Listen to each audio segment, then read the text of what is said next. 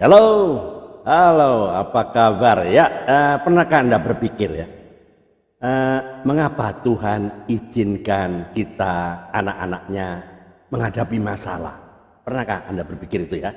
Nah, saya percaya bahwa kita semua ya sebagai anak-anak Tuhan sering bertanya-tanya kan, Tuhan, mengapa Engkau izinkan aku mengalami ini ya?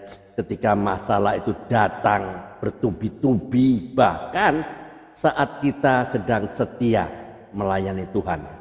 Pernah nggak ya? Seringkali kita ingin tahu apa maksud semua ini, ya nggak? Ingatlah, selalu ya, perhatikan ini ya.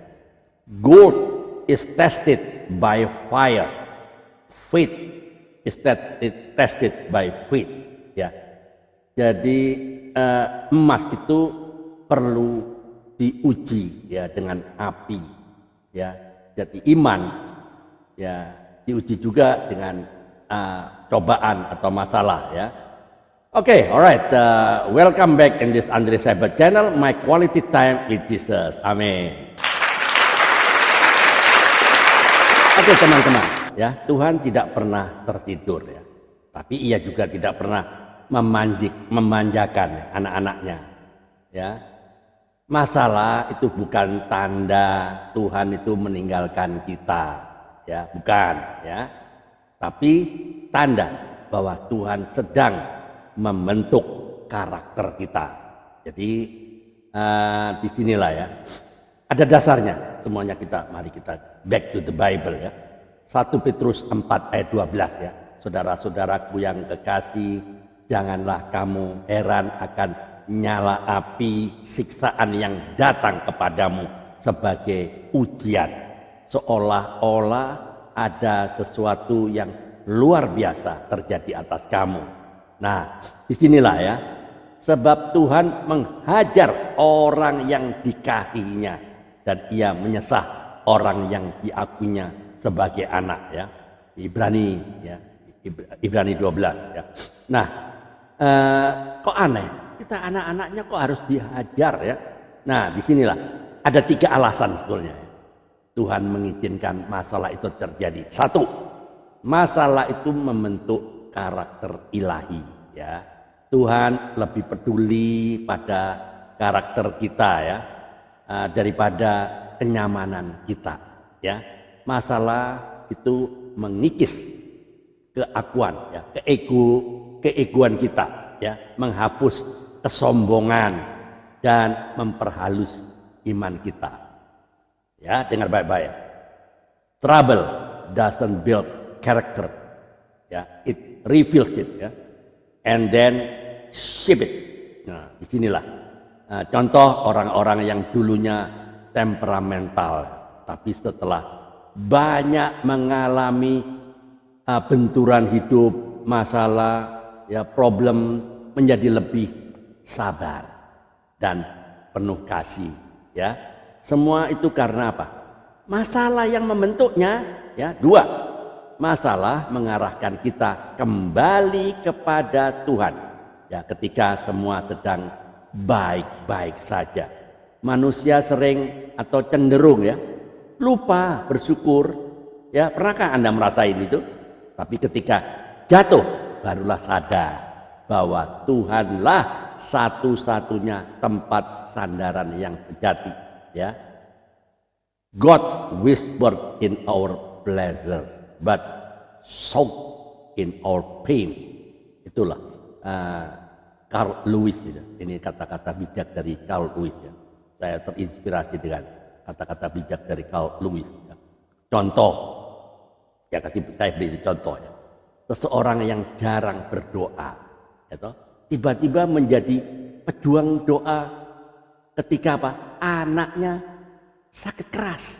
Nah, ini dia, ini pentingnya ya. 3, masalah itu menguji dan memurnikan iman kita ya. Iman yang tidak pernah diuji adalah iman yang dangkal ya, seperti perahu. Iman itu harus diuji dalam badai supaya apa? Agar terbukti bahwa perahu itu mampu bertahan, ya. Faith that is not tested, ya, cannot be trusted.